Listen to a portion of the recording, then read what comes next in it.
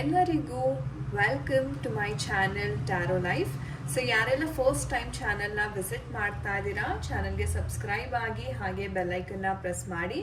ಮತ್ತೆ ಯಾರೆಲ್ಲ ರಿವಿಸಿಟರ್ಸ್ ಇದ್ದೀರಾ, welcome back to my channel tarot life. So guys, ಇವತ್ತಿನ ಒಂದು ಟಾಪಿಕ್ ಬಂದು ನಿಮ್ಮ ಪರ್ಸನಿನ ಅಭಿಪ್ರಾಯ ಅಂತಕ್ಕಂಥದ್ದು, ನಿಮ್ಮ ಬಗ್ಗೆ ಏನೆಲ್ಲ ಇದೆ, ಅವರ ಒಂದು ಒಳ ಮನಸ್ಸಿನಲ್ಲಿ ನಿಮ್ಮ ಬಗ್ಗೆ ಅಥವಾ ಕೆಲವೊಮ್ಮೆ ಅವ್ರು ಹಂಚ್ಕೊಳ್ದೇ ಇರ್ತಕ್ಕಂಥ ಭಾವನೆಗಳು ಅಥವಾ ಅಭಿಪ್ರಾಯಗಳು ಅಂತಕ್ಕಂಥದ್ದು, ಒಪಿನಿಯನ್ ಅಂತಕ್ಕಂಥದ್ದು ಯಾವ ರೀತಿ ಇದೆ. ಸೊ ಆ ಒಂದು ಟಾಪಿಕ್ಕಿನ ಬಗ್ಗೆ ಇವತ್ತಿನ ಒಂದು ರೀಡಿಂಗನ್ನು ಮಾಡ್ತಾ ಇದ್ದೀನಿ. ಈ ಟಾಪಿಕ್ ಸಹ ನೀವು ಸುಮಾರು ಜನ ಸಜೆಸ್ಟ್ ಮಾಡಿದ್ರಿ. ಸೊ ಕೆಲವ್ರು ಹೇಳ್ತೀರಾ ನಮ್ಮದು ಕಾನ್ವರ್ಸೇಷನ್ ನಡೆದಿದೆ, ಬಟ್ ಇವಾಗ ನನ್ನ ಬಗ್ಗೆ ಅವರ ಅಭಿಪ್ರಾಯ ಯಾವ ರೀತಿ ಇದೆ ತಿಳಿಸ್ಕೊಡಿ ಅಂತ ಎಷ್ಟೋ ಜನ ಕಮೆಂಟ್ ಸೆಕ್ಷನಲ್ಲಿ DM ಮಾಡಿದ್ರಿ ಕೂಡ. ಸೊ ಹಾಗಾಗಿ ನಿಮ್ಮ ರಿಕ್ವೆಸ್ಟ್ ಮೇರೆಗೆ ನಾನು ಇವತ್ತಿನ ಒಂದು ಟಾಪಿಕನ್ನು ನಿಮಗೋಸ್ಕರ ಮಾಡ್ತಾ ಇದ್ದೀನಿ. ಖಂಡಿತ ವಿಡಿಯೋವನ್ನು ಕೊನೆ ತನಕ ನೋಡಿ guys. Thank you so much. And ಯಾರೆಲ್ಲ ತುಂಬ ಪಾಸಿಟಿವ್ ಆಗಿ ಕಮೆಂಟ್ಸ್ ಮಾಡ್ತಾ ಇದ್ದೀರಾ, ಯೂನಿವರ್ಸ್ಗೆ, ನಮ್ಮ ಏಂಜಲ್ಸ್ಗೆ ಗ್ರ್ಯಾಟಿಟ್ಯೂಡನ್ನು ಹೇಳ್ತಾ ಇದ್ದೀರಾ, ತುಂಬ ಧನ್ಯವಾದಗಳು. ನಿಮ್ಮ ಸಪೋರ್ಟ್ ಆಗಿ ನಿಮ್ಮ ಒಂದು ಪ್ರೋತ್ಸಾಹ, ನಿಮ್ಮ ಪ್ರೀತಿ ಸದಾ ಹೀಗೆ ಇರಲಿ ಅಂತ ಆಶಿಸ್ತೀನಿ. ಓಕೆ, ಸೊ ಕ್ವಿಕ್ ಆಗಿ ವಿಡಿಯೋವನ್ನ ಶುರು ಮಾಡೋಣ. ಓಕೆ, ಸೊ ಗೈಸ್, ನಿಮ್ಮ ಒಂದು ವ್ಯಕ್ತಿ ಯಾರಿದ್ದಾರೆ, ಯಾರಿಗೋಸ್ಕರ ಈ ಒಂದು ವಿಡಿಯೋವನ್ನ ನೋಡ್ತಾ ಇದ್ದೀರಾ, ವ್ಯಕ್ತಿಯ ಹೆಸರು ಮತ್ತೆ ಡೇಟ್ ಆಫ್ ಬರ್ತ್ ನ ನೀವು ಮೈಂಡಲ್ಲೇ ಚಾಂಟ್ ಮಾಡ್ಕೊಳ್ಳಿ. ಈ ಡೆಕ್ ಅನ್ನ ನೋಡ್ತಾ ಯೂನಿವರ್ಸಲ್ಲಿ ಪ್ರೇಯರ್ ಮಾಡಿ, ನಮ್ಮ ಏಂಜಲ್ಸ್ಗೆ ಪ್ರೇಯರ್ ಅನ್ನ ಮಾಡಿ ನೋಡೋಣ ಆ ಒಂದು ವ್ಯಕ್ತಿಯ ಅಭಿಪ್ರಾಯ ನಿಮ್ಮ ಬಗ್ಗೆ ಏನಿರುತ್ತೆ. ಸೊ ರಿಲ್ಯಾಕ್ಸ್ ಮಾಡಿ ನಿಮ್ಮ ಮೈಂಡನ್ನು. ಮೊದಲನೇ ಕಾರ್ಡ್ ಬಂದಿದೆ, ace of wands energy. Okay, think ಮಾಡಿ ನಿಮ್ಮ ಪರ್ಸನ್ ಬಗ್ಗೆ. Think of your person deeply. ನೋಡೋಣ ಯಾವ ರೀತಿ ಅವರ ಒಂದು ಭಾವನೆ ಅಂತಕ್ಕಂಥದ್ದು, ಒಪಿನಿಯನ್ ಅಂತಕ್ಕಂಥದ್ದು ನಿಮ್ಮ ಮೇಲೆ, ನನ್ನ ಒಂದು ರಿಲೇಶನ್ಶಿಪ್ ಮೇಲೆ ಇದೆ ಅಂತ. Think of your person. Okay, so we have 7 of wands. Wand energy ಸಿಕ್ಕಾಪಟ್ಟೆ ಬರ್ತಾ ಇದೆ. Okay, hermit energy and we have the page of pentacle energy guys. Okay, and bottom of the deck ನೋಡೋದಾದ್ರೆ king of pentacle energies ಇದೆ. Okay, so ನಾನು explain ಮಾಡ್ತೀನಿ.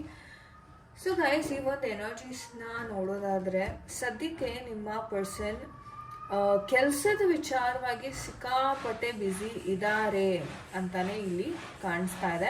And ಅವರ ಒಂದು ಉದ್ದೇಶ ಇಷ್ಟೇ, ನಾನು ಚೆನ್ನಾಗಿ ಹಣವನ್ನು ಸಂಪಾದನೆ ಮಾಡಬೇಕು, ಸೊಸೈಟಿನಲ್ಲಿ 4 ಜನರೊಟ್ಟಿಗೆ ತಲೆ ಎತ್ತಿ ನಾನು ಬದುಕಬೇಕು ಅನ್ನೋ ಒಂದು ಹಠ ಅಂತಕ್ಕಂಥದ್ದು ವಿಪರೀತ ನೋಡ್ತಾ ಇದ್ದೀನಿ. ಆ್ಯಂಡ್ ಇನ್ನೊಂದು ಏನಪ್ಪ ಅಂದರೆ, ಇವ್ರಿಗೆ ಬೇರೆಯವರ ಒಂದು ಒಪಿನಿಯನ್ ಏನಿದೆ, ಓಕೆ, ಇವ್ರ ಬಗ್ಗೆ ಬೇರೆಯವ್ರು ಏನು ಮಾತಾಡ್ಕೋತಾರೆ ಅದು ಇವ್ರಿಗೆ ತುಂಬಾನೇ ಮುಖ್ಯ ಆಗಿರುತ್ತೆ. ಸೊ ಕೆಲವೊಮ್ಮೆ ಏನಾಗುತ್ತೆ, ಬೇರೆಯವ್ರಿಗೋಸ್ಕರನೇ ಇವರು ತಮ್ಮ ಬದುಕನ್ನ ಮುಡಿಪಾಗಿಟ್ಬಿಟ್ಟಿರ್ತಾರೆ. ಓಕೆ, ಇವ್ರಿಗೆ ಇಷ್ಟ ಅಲ್ವಾ, ಓಕೆ ನಾನು ಇನ್ನೂ ಇಂಪ್ರೂವ್ ಆಗಬೇಕು, ಇನ್ನೂ ಚೆನ್ನಾಗಿ ನಾನು ಬಾಳ್ಬೇಕು ಅಂದರೆ ಬೇರೆಯವ್ರು ಏನು ಹೇಳ್ತಾರೆ ಅದನ್ನ ಇವರು ಒಂದು ಟಾರ್ಗೆಟ್ ಆಗಿ ಇಟ್ಕೊಂಡು ಇವರು ತಮ್ಮ ಲೈಫ್ನ ಲೀಡ್ ಮಾಡುವಂಥ ಒಂದು ಪರ್ಸನ್ ಅಂತ ಹೇಳ್ಬೋದು.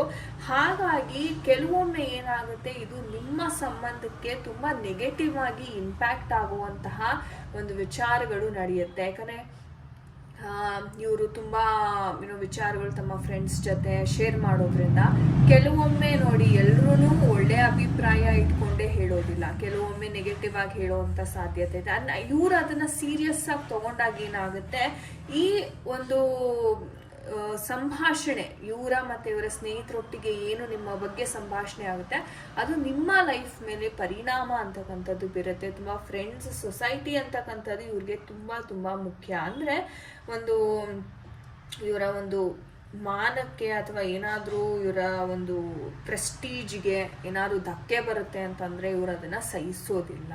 ಆ್ಯಂಡ್ ತುಂಬ ಈಗೋ ಇರೋ ಅಂಥ ವ್ಯಕ್ತಿ. ನಾನು ಹೇಳ್ದಂಗೆ ಇವ್ರೇನಾದರೂ ಒಂಚೂರು ಏನಾದರೂ ಒಳ್ಳೆ ಬಟ್ಟೆ ಅಥವಾ ಇನ್ನೇನಾದರೂ ತಗೊಂಡ್ರೆ ಬೇರೆಯವ್ರನ್ನ ಫಸ್ಟ್ ಕೇಳ್ತಾರೆ. ಓಕೆ, ಇದು ಹೇಗಿದೆ, ಓಕೆ ಇದ್ರಲ್ಲಿ ನಾನು ಚೆನ್ನಾಗಿ ಕಾಣಿಸ್ತಾ ಇದ್ದೀನ, ಫಸ್ಟು ಅವರ ಒಪಿನಿಯನ್ನೇ ಇವ್ರಿಗೆ ಮುಖ್ಯ ಆಗುತ್ತೆ. ಅಂಡ್ ಬೇರೆಯವ್ರು ಏನಾದ್ರು ನೆಗೆಟಿವ್ ಆಗಿ ಮಾತಾಡ್ಬಿಟ್ರೆ ಇವರು ಅದು ಯಾವುದೇ ಕಾರಣಕ್ಕೂ ಸಹಿಸಲ್ಲ. ಆ ಥರ ಒಂಥರ ಹೇಳ್ಬೇಕಾದ್ರೆ ತುಂಬ ಸ್ಟಬಾನ್ ಪರ್ಸ್ನಾಲಿಟಿ ಅಂತ ಹೇಳ್ಬೋದು. ಅಂಡ್ ಹಣಕಾಸು ಐಷಾರಾಮಿ ಜೀವನವನ್ನ ತುಂಬಾನೇ ಇಷ್ಟಪಡೋ ಅಂತಹ ಒಂದು ವ್ಯಕ್ತಿ ಇವರಾಗಿರ್ತಾರೆ. ಸೊ ಹಾಗೆ ಪ್ರಸ್ತುತವಾಗಿ ಅವರ ಅಭಿಪ್ರಾಯ ಯಾವ ರೀತಿ ಇದೆ ಅಂದ್ರೆ, ನಿಮ್ಮ ಬಗ್ಗೆ ಹೇಳಬೇಕು ಅಂತಂದ್ರೆ ಇನ್ನೊಂದು ಅವಕಾಶವನ್ನ ಕೊಡಬೇಕು ನಿಮ್ಗೆ ಅಂತ ಅವರು ಯೋಚನೆ ಮಾಡ್ತಾ ಇದ್ದಾರೆ. ಸೊ ಒಂದು ಗುಡ್ ನ್ಯೂಸ್ ಅಂತಕ್ಕಂಥದ್ದು ತುಂಬಾ ಶೀಘ್ರವಾಗಿ ಕೇಳ್ತೀರಾ. ಬಟ್ ಹವೆವರ್ ಇದು ಯಾವ ತರ ಆಗ್ತಿದೆ ಅಂದ್ರೆ, ಎಷ್ಟೇ ಸಲ ಅವ್ರು ಚಾನ್ಸ್ ಕೊಟ್ರು ಅವ್ರಿಗೆ ನಿಮ್ಮ ಜೊತೆ ಒಂದು ಹೊಂದಾಣಿಕೆ ಅಂತಕ್ಕಂಥದ್ದು ಇಲ್ಲಿ ಆಗ್ತಾ ಇಲ್ಲ ಅಂತಾನೆ ಹೇಳ್ಬೋದು.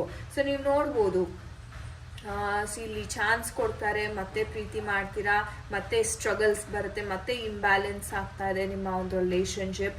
ಅಂಡ್ ಆವಾಗ ಇವ್ರು ಏನ್ ಮಾಡ್ತಾರೆ, ಓಕೆ ಬಹುಶಃ ಇದು ನನಗೆ ಸೆಟ್ ಆಗ್ತಿಲ್ವೇನೋ, ಇದು ನನಗೆ ಸರಿಯಾದ ಒಂದು ಬಾಂಡ್ ಅಲ್ವೇನೋ ಅನ್ನೋ ಒಂದು ಅಭಿಪ್ರಾಯ, ಒಂದು ಕನ್ಕ್ಲೂಷನ್ಗೆ ತುಂಬಾ ಬೇಗ ಬಂದ್ಬಿಡ್ತಾರೆ. ಅಂಡ್ ಯಾವಾಗ ಇವರ ಮಾತು ನಡೀತಾ ಇಲ್ಲ ಈ ಒಂದು ಸಂಬಂಧದಲ್ಲಿ, ಅದನ್ನ ಇವ್ರಿಗೆ ಸಹಿಸ್ಕೊಳ್ಳೋದಕ್ಕೆ ಆಗೋದಿಲ್ಲ ಗೈಸ್. ಸೊ ಇದೇ ಮೇಜರ್ ಪ್ರಾಬ್ಲಮ್ ನಿಮ್ಮ ಒಂದು ಸಂಬಂಧದಲ್ಲಿ ಅಂತ ಹೇಳ್ಬೋದು. ಅಂದ್ರೆ ಎಲ್ಲರೂ ಇವ್ರೇನ್ ಅನ್ಕೋತಾರೆ, ಇವ್ರೇನ್ ಹೇಳ್ತಾರೆ ಅದನ್ನ ಪರ್ಫೆಕ್ಟ್ ಆಗಿ ಕೇಳ್ಬೇಕು. ಅಂದ್ರೆ ಒಂದು ಪರ್ಫೆಕ್ಷನಲಿಸ್ಟ್ ಅಂತಾನೆ ಹೇಳ್ಬೋದು. ಇದು ಹೀಗೆ ಆಗ್ಬೇಕು ಅಂದ್ರೆ ಹೌದು ಹೀಗೆ ಆಗ್ಬೇಕು ನನ್ಗೆ, ಬೇರೆ ರೀತಿ ಆದ್ರೆ ಇವ್ರಿಗದು ಇಷ್ಟ ಆಗೋದಿಲ್ಲ, ಮತ್ತೆ ಕಂಪ್ಲೇಂಟ್ಸ್ ಹೇಳೋದಕ್ಕೆ ಶುರು ಮಾಡ್ತಾರೆ. ಸೊ ಈ ತರ ಆಗಿ ಆಗಿ ಆಗಿ ಏನಾಗಿದೆ, ಇದು ಯಾವ ಹಂತಕ್ಕೆ ಬಂದು ನಿಂತಿದೆ ಅಂದ್ರೆ, ಓಕೆ ಸಾಕಪ್ಪ ನನ್ಗೆ ಇವ್ರದ್ದು ಇನ್ನು ಸಹಿಸ್ಕೊಳ್ಳೋದಕ್ಕೆ ಆಗೋದಿಲ್ವೇನೋ ಅನ್ನೋ ಒಂದು ರೀತಿ ಇಲ್ಲಿ ಈ ಒಂದು ಸಂಬಂಧ ಅಂತಕ್ಕಂಥದ್ದು ಬಂದು ನಿಂತಿದೆ. ಅಫ್ಕೋರ್ಸ್ ಸ್ವಲ್ಪ ಡಿಪ್ರೆಷನ್ ಎನರ್ಜೀಸ್, ಲೋ ಎನರ್ಜೀಸ್ ಕಾಣಿಸ್ತಾ ಇದೆ. ಬಟ್ ತುಂಬಾನೇ ಎಷ್ಟೋ ಜನ ಮ್ಯಾನಿಫೆಸ್ಟೇಷನ್ ಸಹ ಮಾಡ್ತಿದ್ದೀರಾ, ಸಂಬಂಧ ಬೇಗ ಸರಿ ಹೋಗ್ಬೇಕು, ಎಲ್ಲ ಮತ್ತೆ ಮೊದಲಿನ ಹಾಗೆ ಆಗ್ಬೇಕು ಅಂತ ತುಂಬಾ ಜನ ಇಲ್ಲಿ ಮ್ಯಾನಿಫೆಸ್ಟೇಷನ್ ಮಾಡ್ತಿದ್ದೀರಾ. ಬಟ್ ಒಂದ್ ಹೇಳ್ತೀನಿ, ನಂಬಿಕೆಯಿಂದ ಮಾಡಿ ಗೈಸ್.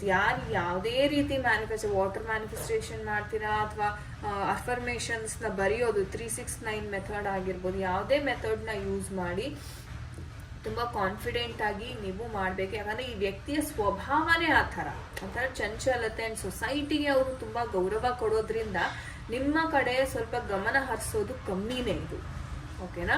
ಸೊ ಹಾಗಾಗಿ ಯೋಚನೆ ಮಾಡಿ ನೀವು, ಈ ವ್ಯಕ್ತಿ ಮುಂದೆ ನನ್ನ ಫ್ಯೂಚರ್ಗೆ ಒಂದು ಬೆನಿಫಿಷಿಯಲ್ ಆಗ್ತಾರ ಅಥವಾ ಕರೆಕ್ಟಾಗಿ ಯೋಚನೆ ಮಾಡಿ ನೀವು ನಿರ್ಧಾರವನ್ನ ತಗೋಬೇಕಾಗುತ್ತೆ ಈ ಒಂದು ವ್ಯಕ್ತಿಯ ಜೊತೆ. ಯಾಕಂದ್ರೆ ಇವಾಗೇನೋ ಫೈನ್ ಎಲ್ಲ ಸರಿ ಹೋಗುತ್ತೆ ಮುಂದೆ ಅಂತ ನೋಡಿ ನೀವು ಕಮಿಟ್ ಆಗ್ಬಿಡ್ತೀರಾ, ಆಮೇಲೆ ಮುಂದೆ ಏನು ಸರಿ ಹೋಗದೆ ಇದ್ದಾಗ ಮತ್ತೆ ನಿಮ್ಗೆ ಸಮಸ್ಯೆ ಅಂತಕ್ಕಂಥದ್ದು ಬರುತ್ತೆ. ಹಾಗಾಗಿ ಈಗಲೇ ಎಚ್ಚೆತ್ಕೊಂಡು ನಿಜವಾಗಿಯೂ ಈ ವ್ಯಕ್ತಿ ಬದಲಾಗಿದಾರ, ಇವಾಗ ಮತ್ತೆ ಅವ್ರು ವಾಪಸ್ ಬಂದ್ರೆ ನಿಮ್ ಲೈಫಲ್ಲಿ, ಓಕೆ ಬರೋ ಸಾಧ್ಯತೆ ಅಂತೂ ಖಂಡಿತ ಇದೆ. ಬಟ್ ಆ ವ್ಯಕ್ತಿಯ ಒಂದು ಪ್ಯಾಟ್ರನ್ ಅನ್ನ ನೀವು ಅಬ್ಸರ್ವ್ ಮಾಡ್ಬೇಕಾಗುತ್ತೆ. ಯಾವ ರೀತಿ ಈ ವ್ಯಕ್ತಿ ನಿಮ್ಮ ಜೊತೆ ಎಸ್ಪೆಷಲಿ ಹೊಂದಾಣಿಕೆ ಹಾಕೊಂಡು ಹೋಗ್ತಾರೆ ಅನ್ನೋದನ್ನ ನೀವು ಗಮನಿಸಬೇಕಾಗುತ್ತೆ. ಬಿಕಾಸ್ ಈಗ ಆಲ್ರೆಡಿ ನೀವು ಸಾಕಷ್ಟು ಅವಕಾಶಗಳನ್ನ ಕೊಟ್ಟಿದ್ದೀರಾ, ಸಾಕಷ್ಟು ಅಡ್ಜಸ್ಟ್ ಮಾಡ್ಕೊಂಡಿದ್ದೀರಾ, ಕಾಂಪ್ರಮೈಸ್ ಮಾಡ್ಕೊಂಡಿದ್ದೀರಾ. ಈ ವ್ಯಕ್ತಿ ಹೇಗೆಲ್ಲ ಹೇಳಿದ್ದಾರೆ ಆ ರೀತಿ ಎಲ್ಲ ನೀವು ಕೇಳಿದ್ದೀರಾ, ಇನ್ನೆಷ್ಟು ಅಂತ ಕೇಳಲಿಕ್ಕಾಗತ್ತೆ ಅಲ್ವಾ. ಯಾಕಂದ್ರೆ ನಿಮ್ಗೂ ಒಂದು ಬೌಂಡ್ರಿ ಅಂತ ಇರುತ್ತೆ, ನಿಮ್ಗೂ ನಿಮ್ಮ ಆತ್ಮ ಸೆಲ್ಫ್ ರೆಸ್ಪೆಕ್ಟ್ ಅಂತ ಹೇಳ್ತೀವಿ ನೋಡಿ, ಅದಿರತ್ತೆ. ಹಾಗಾಗಿ ಯೋಚನೆ ಮಾಡಿ ನಿರ್ಧಾರವನ್ನ ಕೈಗೊಳ್ಳಿ. ಸೊ ನೋಡೋಣ ನಮ್ಮ ಏಂಜಲ್ಸ್ ಕಡೆಯಿಂದ ಯಾವ ಒಂದು ಗೈಡೆನ್ಸ್ ಸಿಗ್ತಾ ಇದೆ ಈ ಒಂದು ವಿಚಾರವಾಗಿ. ಸೊ ಯೂನಿವರ್ಸಲ್ಲಿ ಪ್ರೇಯರನ್ನು ಮಾಡಿ, ಓಕೆ ಸ್ಪಾಪ್ ಸಿ ಕಾಂಪ್ರಮೈಸ್ ಅಂತಾನು ಏಂಜಲ್ಸ್ ಹೇಳ್ತಿದ್ದಾರೆ.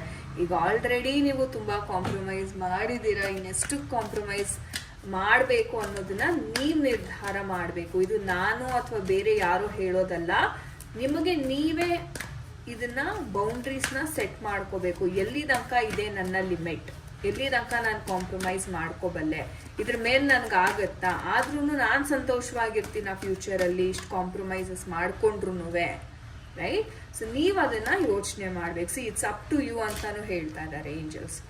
ಸೊ ನೀವು ಸೆಟ್ ಮಾಡ್ಕೋಬೇಕು, ನಿಮ್ಮ ಎಷ್ಟರ ಮಟ್ಟಿಗೆ ನಾನು ಕಾಂಪ್ರಮೈಸ್ ಮಾಡ್ಕೋಬೇಕು ಅನ್ನೋದನ್ನ ಮಾಡ್ಕೋಬೇಕು.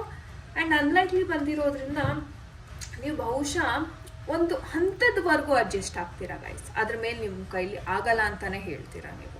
ಸೊ ಆ ಥರ ಒಂದು ಎನರ್ಜೀಸ್ ಇದೆ. ಸೊ ಬಟ್ ನೋಡೋಣ ಎಲ್ಲಿ ತನಕ ಈ ವ್ಯಕ್ತಿ ನಿಮ್ಮ ಒಂದು ಮಾತನ್ನು ಕೇಳ್ತಾರೆ, ಎಷ್ಟು ಬದಲಾಗ್ತಾರೆ ಅನ್ನೋದ್ರ ಮೇಲೆ ಸಹ ಇದು ನಿಂತಿದೆ. ಸೊ ಫ್ಯೂಚರಲ್ಲಿ ನೋಡಿ ನಿರ್ಧಾರವನ್ನು ಮಾಡೋದು ಉತ್ತಮ. ಸೊ ರೊಮ್ಯಾನ್ಸ್ ಏಂಜಲ್ಸಿಂದ ಸಹ ನಾನು ಒಂದು ಕಾರ್ಡನ್ನು ಪಿಕ್ ಮಾಡ್ತೀನಿ ನಿಮಗೆ. ನಿಮ್ಮ ಸಂಬಂಧಕ್ಕೆ ಯಾವ ಒಂದು ಗೈಡೆನ್ಸ್ ಇದೆ ನಮ್ಮ ರೊಮ್ಯಾನ್ಸ್ ಏಂಜಲ್ಸ್ ಕಡೆಯಿಂದ? ಯಾರೆಲ್ಲ ವೀಕ್ಷಕರು ಈ ವಿಡಿಯೋವನ್ನು ನೋಡ್ತಾ ಇದ್ದೀರಾ, ಸ್ಟೇ ಆಪ್ಟಿಮಿಸ್ಟಿಕ್ ಅಂತ ಹೇಳ್ತಾರೆ. ಅಂದರೆ ಪಾಸಿಟಿವ್ ಥಿಂಕಿಂಗ್ನ ಮಾಡಿ. ಸೊ ನೀವು ಎಷ್ಟು ಪಾಸಿಟಿವ್ ಆಗಿರ್ತೀರಾ, ಈ ಪ್ರೀತಿ ಕೂಡ ಅಷ್ಟೇ ಪಾಸಿಟಿವ್ ಆಗಿ ನಿಮಗೆ ನಿಮ್ಮ ಫೇವರ್ ಆಗಿ ಟರ್ನ್ ಆಗುತ್ತೆ. ಓಕೆ, ಸೊ ಹಾಗಾಗಿ ಜಾಸ್ತಿ ತಲೆ ಕೆಡ್ಸ್ಕೊಳಕ್ಕೆ ಹೋಗಬೇಡಿ. ಓಕೆ, ಇವರು ಚೇಂಜ್ ಆಗ್ತಾರಾ ಬರ್ತಾರಾ ಅಂತ. ಬಿಕಾಸ್ ನೀವು ಎಷ್ಟು ಅದನ್ನು ಟೈಟಾಗಿ ಹಿಡಿದಿಟ್ಕೊಂಡಿರ್ತೀರಲ್ಲ, ಅಷ್ಟೇ ಬೇಗ ಇವರು ಬಿಟ್ಟು ಹೋಗೋ ಸಾಧ್ಯತೆ ಇದೆ. ಅದಕ್ಕೇನೆ ಬಿಟ್ಬಿಡಿ, ಅದನ್ನು ಒಂದು ರೀತಿ ತಲೆನೇ ಕೆಡ್ಸ್ಕೊಳಕ್ಕೆ ಹೋಗಬೇಡಿ. ಓಕೆ, ಯೂನಿವರ್ಸಿಗೆ ಬಿಟ್ಬಿಡಿ. ಓಕೆ, ಸೊ ನಿಮಗೆ ಯಾವುದು ಒಳ್ಳೆಯದು ಅದನ್ನು ಮಾತ್ರ ನೀವು ಮಾಡಬೇಕಾಗತ್ತೆ. Okay, so thank you so much guys. ಇದಾಗಿತ್ತು ಇವತ್ತಿನ ನಿಮ್ಮ ರೀಡಿಂಗ್. ಯಾರ ಜೊತೆ ಎಲ್ಲ ಇದು ಕನೆಕ್ಟ್ ಆಯಿತು ಖಂಡಿತ ಕಮೆಂಟ್ ಸೆಕ್ಷನಲ್ಲಿ ದಯವಿಟ್ಟು ತಿಳಿಸಿ. ಆ್ಯಂಡ್ ಇನ್ನು ಯಾರಿಗೆಲ್ಲ ಪರ್ಸ್ನಲ್ ರೀಡಿಂಗ್ ಅಥವಾ ಟ್ಯಾರೋ ಕಲಿಬೇಕು ಅಂತ ಅಂದ್ಕೊಂಡಿದ್ದೀರಾ ಗೈಸ್, ದಯವಿಟ್ಟು ಕಾಂಟ್ಯಾಕ್ಟ್ ಮಾಡಿ. ಬಿಕಾಸ್ ಟ್ಯಾರೋ ಅನ್ನೋದು ಒಂದು ಅದ್ಭುತವಾದ ಒಂದು ನಾಲೆಜ್. ಪ್ರತಿಯೊಬ್ಬರು ಇದನ್ನು ತಿಳ್ಕೊಳ್ಳೋದ್ರಿಂದ ನಿಮ್ಮ ಗೈಡೆನ್ಸ್ ಅಟ್ಲೀಸ್ಟ್ ನೀವು ಬೇರೆಯವ್ರಿಗೆ ಹೇಳ್ಕೊಡದೇ ಇದ್ರು, ಬೇರೆಯವ್ರಿಗೆ ಮಾಡದೇ ಇದ್ರೂ ನಿಮ್ಮ ಓನ್ ಬೆಸ್ಟ್ ಫ್ರೆಂಡ್ ಆಗಿ ಟ್ಯಾರೋ ಇರುತ್ತೆ. ಪ್ರತಿನಿತ್ಯ ನೀವು ಖಂಡಿತ ಟ್ಯಾರೋ ಗೈಡೆನ್ಸನ್ನು ನೀವು ಪಡಿಬಹುದು. Okay, so thank you so much for watching this video friends. ನಾನು ನಿಮ್ಗೆ ಸಿಗ್ತೀನಿ ಮುಂದಿನ ವಿಡಿಯೋದಲ್ಲಿ. ಅಂಟಿಲ್ ದೆನ್ ನಿಮ್ಮೆಲ್ಲರಿಗೂ ನಮಸ್ತೆ. ಹರೇ ಕೃಷ್ಣ.